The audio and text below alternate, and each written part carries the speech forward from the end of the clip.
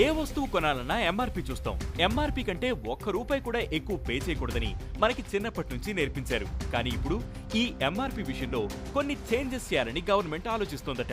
Maximum retail price ని 1990లో civil supply ministry legal metrology department ద్వారా ఇంట్రడ్యూస్ చేసింది.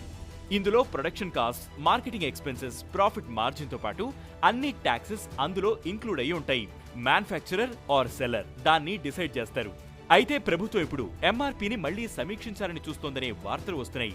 యూనియన్ కన్స్యూమర్ అఫైర్స్ డిపార్ట్మెంట్ ఇప్పటికే దాని గురించి industry associations, consumer bodies, tax officials తో సమావేశం నిర్వహించింది. కానీ ఎందుకు?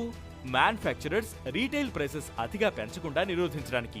కన్స్యూమర్ అఫైర్స్ డిపార్ట్మెంట్ అధికారులు చెప్పిన దాని ప్రకారం essential commodities, packaged goods, daily use consumer products కి తయారీ ఖర్చుతో పాటు మార్కెటింగ్ ఖర్చుతో ఎంఆర్పీని లింక్ చేయడానికి మార్గదర్శకాలు ఉండాలా అని పరిశీలిస్తున్నారు. భారతదేశంలో ఎంఆర్పీ ఫార్ములా పాతదని, సమీక్ష అవసరమని చాలా మంది అభిప్రాయపడుతున్నారు. ఫర్ ఎగ్జాంపుల్, ఒక జ్యూస్ ప్యాక్ ధర ₹50, దాని పక్కనే ఉన్న మరొక జ్యూస్ ప్యాకెట్ ధర ₹150 ఉంటుంది. కానీ రెండూ సేమ్ వెయిట్, సేమ్ టేస్ట్ ఉంటాయి. వాటి ఎంఆర్పీని తనిఖీ చేయడానికి స్పష్టమైన ఫార్ములా లేదా బెంచ్ మార్క్ లేదనే వాదనలు ఉన్నాయి. అధిక ధరల సమస్య కూడా ఉంది. రీటైలర్లు ఒక ప్రొడక్ట్ ధరను ₹1000గా నిర్ణయించి తర్వాత 50% డిస్కౌంట్ అని ₹500కే అమ్మేస్తున్నారు. మరి ముందు ఎక్కువ ధర ఎందుకు నిర్ణయించారు అనే ప్రశ్నలు తలెత్తుతున్నాయి. చట్టపరంగా రీటైలర్ డిక్లేర్ చేయబడిన ఎంఆర్పీకే విక్రయించాలి. సో ఇలాంటి సమస్యలను పరిష్కరించడానికి ప్రభుత్వం ఎంఆర్పీని సమీక్షించాలనుకుంటోంది. కానీ అందరూ దీనికి అంగీకరించడం లేదు.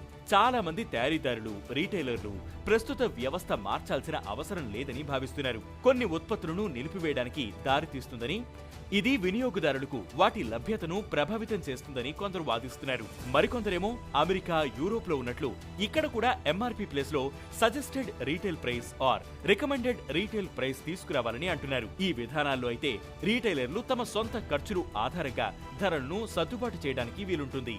ఎంఆర్పీను సమీక్షించడం పన్ను పాయింట్ ఆఫ్ వ్యూలో కూడా సమస్యాత్మకంగా ఉండొచ్చు.